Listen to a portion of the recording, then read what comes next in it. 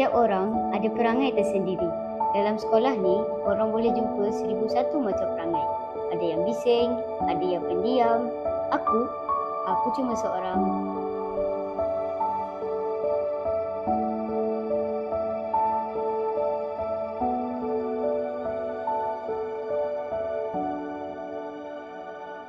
Ini Farah, seorang yang ceria tapi sensitif.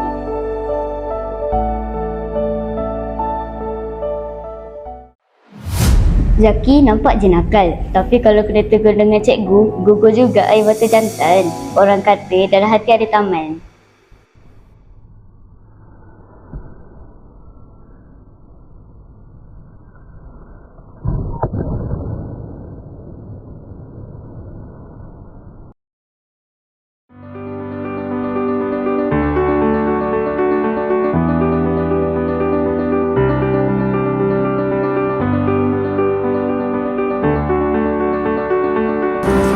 Sakit sikit je tu.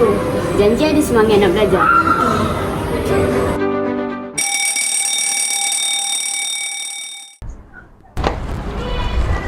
Zaki, kau ingat kasi apa buatan je? Kata aku lah, kau ingat kau cikgu kan marah aku. Kau memang tak pernah berubah kan? Selalu menyusahkan orang.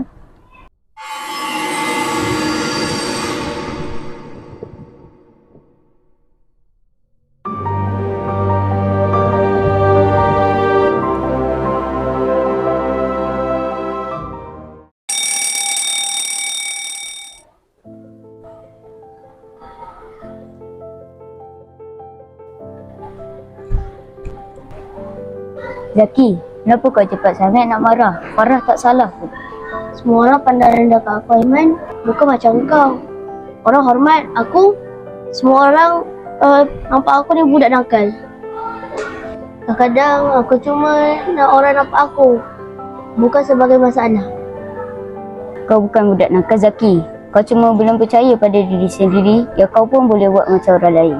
Tapi kalau kau terus buat macam ni, memang betul lah kata orang. Kalau kau nak berubah, aku akan ada untuk sokong kau. Terima kasih, Man.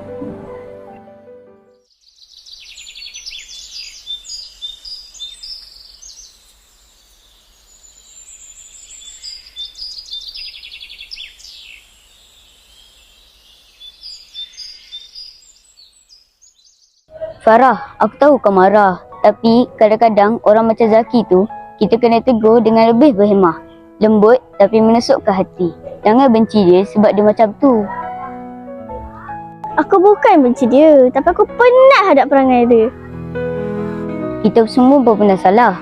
Tapi kalau kita berhenti percaya kepada kebaikan orang lain, siapa yang akan bantu mereka?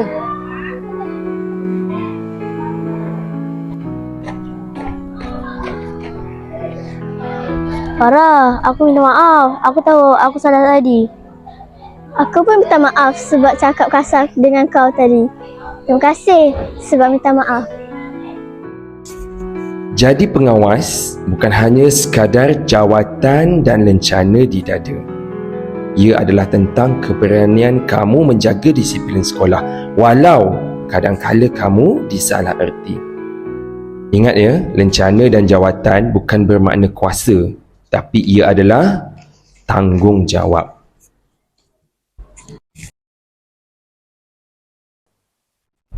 Menjadi pengawas bukan hanya tentang lencana, bukan hanya tentang kuasa, tapi tentang empati.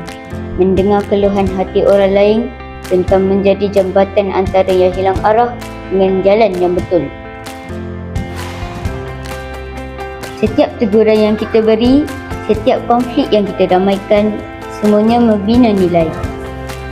Pemimpin bukan hanya berdiri di hadapan, tapi berdiri ketika orang lain jatuh, dan itu adalah tugas yang paling mudah.